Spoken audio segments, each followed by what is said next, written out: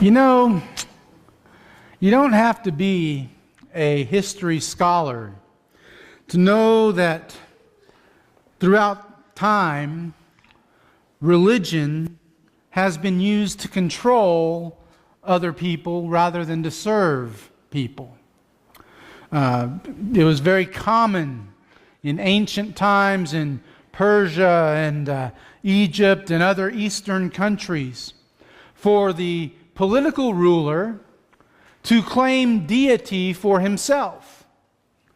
Because see, when you claim that you are a god, so to speak, then that gives you the right to tell people what to do, and it gives them no right to question you. You can't say, well, that's a good idea, but I don't think that you can't do that. If a God told you to do something, you had to do it. Plain and simple. From about 1100 to 1300 in southern Europe and Spain, the Inquisition raged. That wasn't a very good way to spread Christianity, but someone thought it was. Going around telling people either you're going to convert or we're going to run you through with our sword, sort of thing. Religion being used to control people. It can even be seen in various religions and cults, if you will, even today. Using religion to control. Something you may not have considered, though, is that it wasn't the religiously apathetic or even those who were antagonistic toward religion who sent Jesus to the cross. It was the religious zealots. It was the people who thought themselves to be right with and approved by God that, in the name of God, murdered the Son of God. For some reason, many people put that relationship with deity, that relationship to God, at the forefront. And in fact, some people would say that that's the only thing that matters when it comes to religion. That's not just true with Christianity, but with other religions as well. And while faith does have a lot to do with our relationship with God, that's not all that our religion is based on. Some people truly believe that if you have the right doctrine and disciplines, that how you treat other people really doesn't matter. That you can look down on them, that you can condemn them, that you can ridicule and chastise them, and that it doesn't matter because you are got that right relationship with God, or at least in your own mind you do. You see, part of the genius of Jesus was showing that intimacy with God necessitates right relationships with people, necessitates the right treatment of people. Jesus was the compassionate Christ. The message of Jesus was, and still is, by the way, well, John, I think, put it best in 1 John chapter 4, verses 20 and 21, where he writes, "If anyone says, 'I love God,' and yet hates his brother, he's a liar. For he who does not love his brother whom he has seen cannot love God whom he has not seen. And this commandment we have from him, whoever loves God must also love his brother." To John and to Jesus, religion wasn't just about that vertical relationship that we have with God, but there was a horizontal aspect to it as well. How we treat other people was equally important. This morning, I want us to look at the compassionate Christ. I want us to look at the teachings of Jesus and the example of Jesus, and doing so we will see the importance of that vertical relationship with God, but also the horizontal relationship with other people. So let's begin by looking at the teachings of Jesus. First of all, let's consider the teachings of Jesus about intimacy with God, about that right relationship with the Father. Jesus aimed much of his teaching at correcting people's relationship with God. He taught his disciples how to pray. He stressed the necessity of being born again of water and of spirit when he was talking to Nicodemus. He taught about the importance of obedience to the will of God, and how if you don't obey the will of God, it doesn't matter what you're doing elsewhere, you're not right with God. He underscored the importance of faith, and he taught that he himself was the only way to the Father. He illustrated that in order to become the greatest, you had to become a servant of all. Jesus certainly taught that relationship with God is the primary duty of man. In fact, if man was ever faced with a dilemma of whether or not they were going to do what looked good to God versus what looked good to man, what looked good to God wins out every single time. And in fact, in Matthew chapter 22, Jesus is asked, what is the greatest commandment? And this is a trick question, okay? I mean, the person asking it is a Pharisee, and he thinks because Jesus had silenced the Sadducees that he's going to nail Jesus. He's going to ask him, what is the greatest commandment in the law? And in verses 37 and 38, Jesus answers him, you shall love the Lord your God with all of your heart, and with all of your soul, and with all of your mind. This is the great and first commandment. Clearly, that right relationship with God was central to what Jesus taught. Jesus was focused. He had his eyes set on the kingdom of God. But he's not just concerned with teaching a right relationship with God and about intimacy with God. He also taught about intimacy with people. In fact, Jesus taught the second greatest commandment as well. Same as when the Pharisee asked, what is the greatest commandment? That same time, Jesus says in verses 39 and 40 of Matthew 22, and the second is like it. You shall love your neighbor as yourself. On these two commandments depend all the law and the prophets. The same Jesus who said loving God first is the most important thing said, and there's another commandment that is like it. Love your neighbor as yourself. Not just what you do with God, not just how you treat, if you will, God, how you treat other people is important as well. And all the law and the prophets hang on these two commandments. See, Jesus taught about treating people right. Taught things like to give a cup of cold water in his name is quote-unquote religious business, or is Christianity put into action. Mark 9:41. Talked about how you welcome children, Mark 10:13 through 16. To keep faith with your spouse, Matthew chapter 19. To provide food for the hungry, Matthew 25:31 and following. And visiting those who are sick and those who are in prison, and so on and so forth. All of that is religious business, is Christianity in action.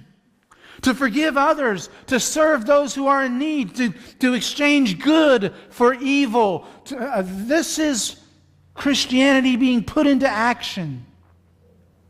To protect the defenseless, to care for the old and the sick, to be a peacemaker, to be a person of your word. All of it is religious business. All of it is Christianity in action, putting your Christianity into practice by serving other people. You see, the radical implication of Jesus' teaching is that authentic Christianity has as much to do with how you treat other people as does with how we relate to God. The tone of voice that we use, the respect that we show, the forgiveness that we extend, These are as much the stuff of genuine Christianity as prayer and worship and theology. But Jesus didn't just talk about good relationships. He walked the walk, if you will. He set the example in right relationships. He practiced them. Let's consider first how he did so in his relationship with God. Jesus was concerned with cultivating his relationship to God. Now, the word cultivation, that's a tough word to know exactly what it means. And in the event that maybe you don't know exactly what it means, if you cultivate something, it means you work. Okay? A right relationship with God takes work. It took work for Jesus. It's going to take work for us. A right relationship with God doesn't just happen because you come to church on a church building on Sunday morning and you sit in the pew and maybe you sing the songs, maybe you don't, maybe you think about them in your mind, and then you walk out the door and your life is no different than it was before when you came in. A right relationship with God takes work. Jesus worked at his relationship with God. He knew the Old Testament. That was the scriptures of his day. And in fact, he quotes from the Old Testament some 76 times throughout his ministry in the Gospels. He was in prayer often. Sometimes he would pray for hours at a time. Other occasions, he spent the entire night in prayer. And how many of us sometimes have trouble spending 5 minutes praying? He worshiped regularly in the synagogue and at the temple. Because bottom line, that's what good and devoted Jews do. And Jesus was a good and devoted Jew who adhered to the law, despite his conflict with the religious leaders. He observed the mandated feasts. He made the necessary pilgrimages to Jerusalem. He did everything a good Jew was supposed to do to live according to the law of Moses, which was the law that God gave Moses. Maybe he wasn't perfect as far as the religious leaders' interpretation of the law, man's ideas, but he lived perfectly according to God's ideas. And as a result of working on his relationship with God and adhering to the law, Jesus had a right relationship with God. Everything about him indicates that he was one who found intimacy with God. And when man's traditions conflicted with God's law, he was very quick to call man out on it and say, that's not the way it's supposed to be. God's way is how it's supposed to be. In the example of Jesus in his relationship with God, he worked on it. He adhered to the law, and he had a right relationship with God. But what about in his relationship to people? Oddly enough, such intimacy with God did not distance Jesus from people. He wasn't a holy hermit who went off and lived by himself on a mountain somewhere so that he would be unstained by sinful humanity. He didn't hole up somewhere in an office somewhere and just sit and be by himself because he didn't want to have anything to do with other people. He didn't just walk around with his white gloves on and white clothes or white robe and everything and being careful to sidestep the puddles of sinful humanity that were in his path. He didn't just use his right relationship with God as an excuse to abuse or force people into doing what he wanted them to do. He didn't use his right relationship with God to berate or to be overly critical of people. Such intimacy with God demanded intimacy with other people. And not just the quote-unquote right people either. Jesus associated with all sorts of people. He was just as comfortable having dinner at the home of a Pharisee as he was at the home of a tax collector. He always treated everyone he had contact with the utmost of respect and compassion. You might say, well, wait a second, he was pretty hard on the religious leaders. Well, yeah. They were taking God's commands and inserting their own traditions and basically ruining God's commands. He called the tax collector to be a part of his inner circle of disciples. He treated a social outcast like Zacchaeus, a chief tax collector. Okay, chief tax collector meant he hadn't just made a deal to collect taxes, he had made a deal with the Roman government. And that was unpardonable in the eyes of the religious Jews. But he treated a social outcast like a treasured, valued friend. He welcomed constantly the refuse of Jewish society. He gave up meals. He gave up sleep. He gave up time alone, personal time, to minister to the needs of others. And you know, when his disciples were having a little argument over who was going to be the number 2 guy in the kingdom, Jesus told them, if you want to be great, you got to serve. I didn't come to be served, but to serve and to give my life for many. He couldn't stand to see people who are being abused, especially in the name of religion. Think to the story of the woman who was caught in adultery. Now, the fact that it is the story of the woman caught in adultery, that ought to tell you something. Typically, it takes 2 to commit adultery, doesn't it? Where was the man? Anyway, they are using her and abusing her in the name of religion, and Jesus says nothing. He bends over, he writes on the ground, and those who came to accuse her slowly leave one by one, starting with the oldest. The only words that he speaks are to the woman. Where are those who condemned you? They've gone. Neither do I condemn you.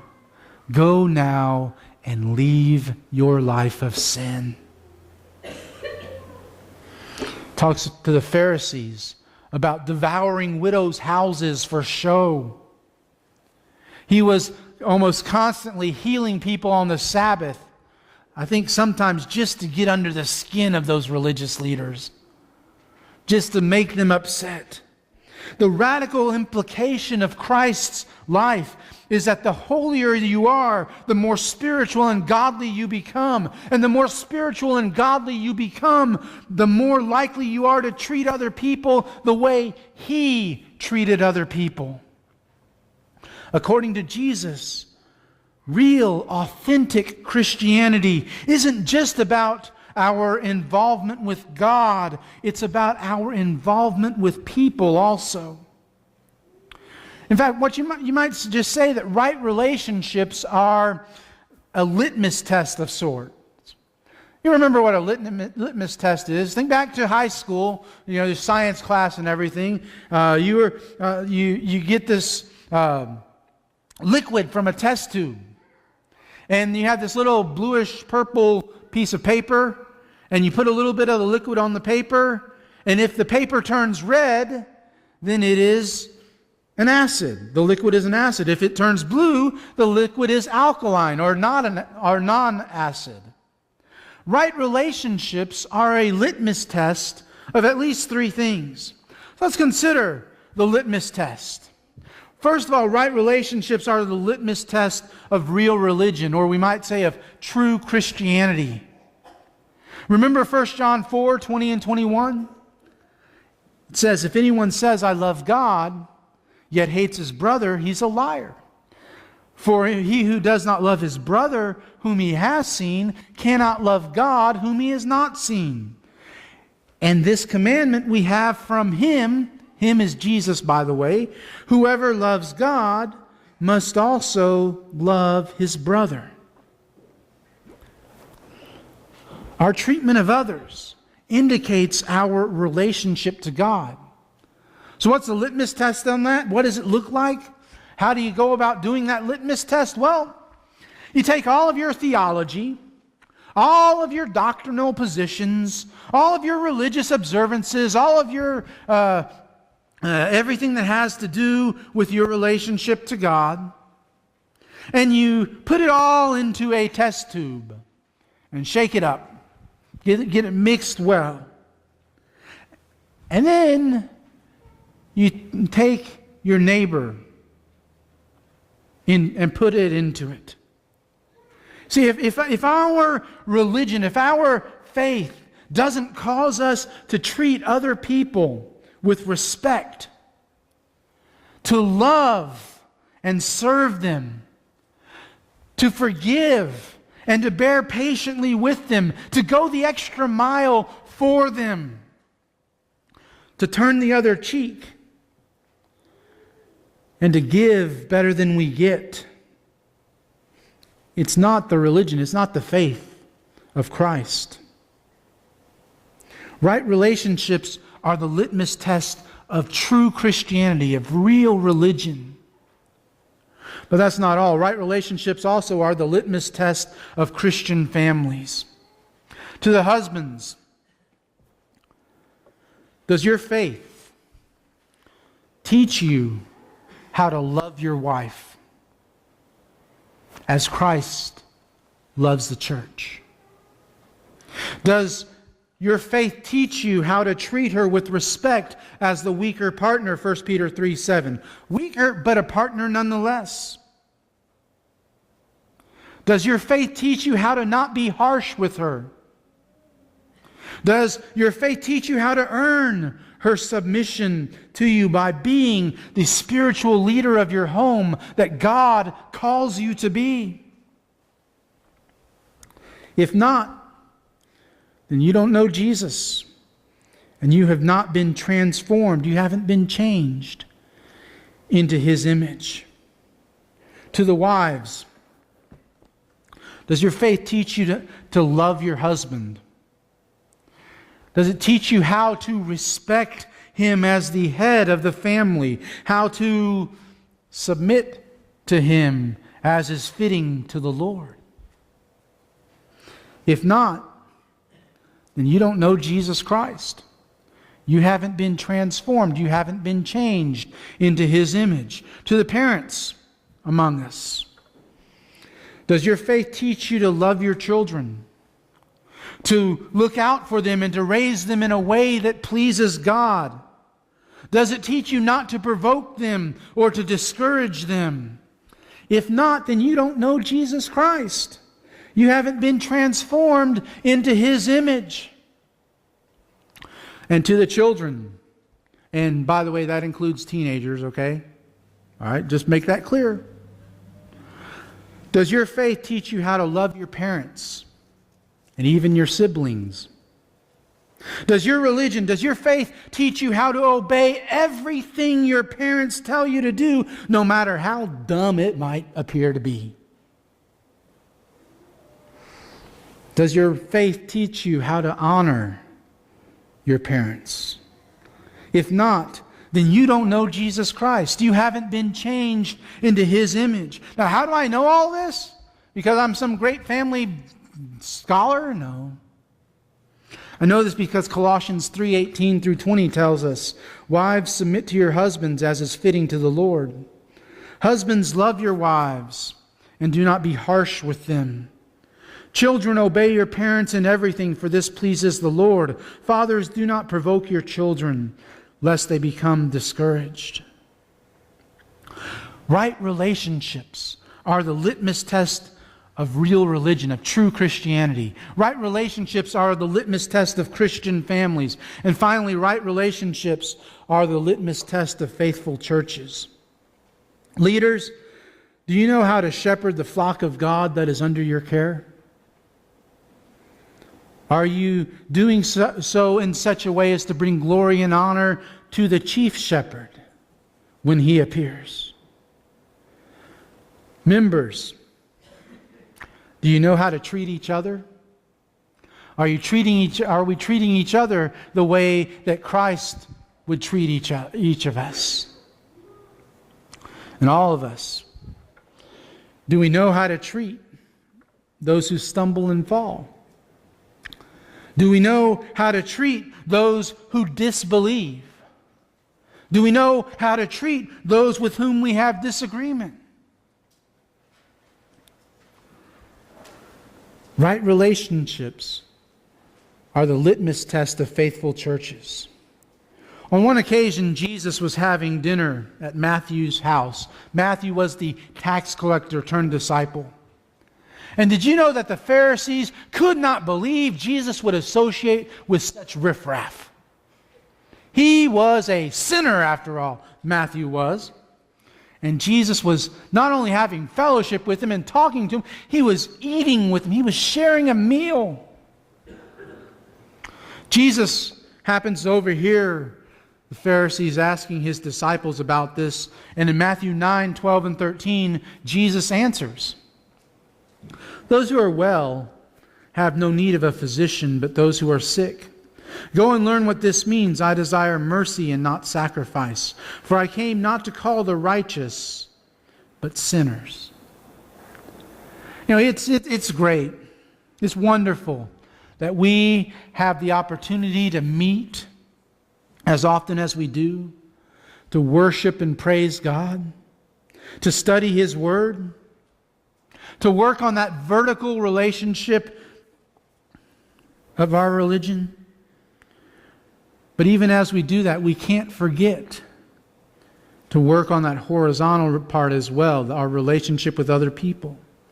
See, Christ was compassionate with people. See, Jesus knew that people, well, were people. And because people are people, He knew they weren't perfect. But you know, He loved them anyway. We can't let a person's outward appearance or a person's apparent value keep us from sharing Jesus with them. We just can't do it. Because you see, if we do, we're not following in the footsteps of the compassionate Christ, of the Christ who loved everyone. If we question their value, if we question their worth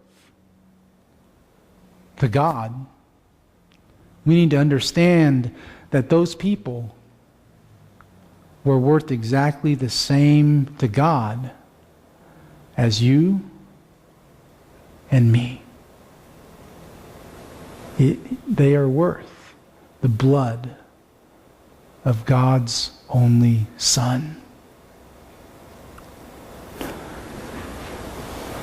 So how do we do that?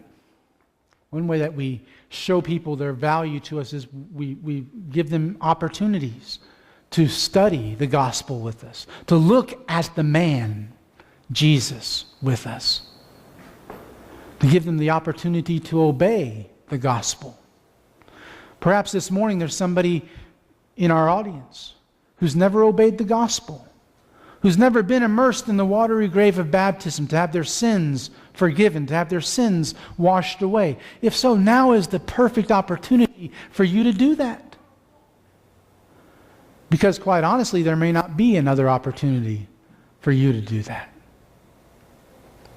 Perhaps you've done that, but you haven't been, well, let's say, as compassionate with people as maybe you should have been, as Christ would have been, as Christ would have you be. If so, repent. Maybe that's a private thing just between you and God. Maybe it involves a public response. Whatever that case is, make that response. If it's private, if it's public, make that response. Don't leave here with things not right between you and God. And if we can help you make things right between you and God this morning through a public response, then won't you come to the front now as we stand and sing together.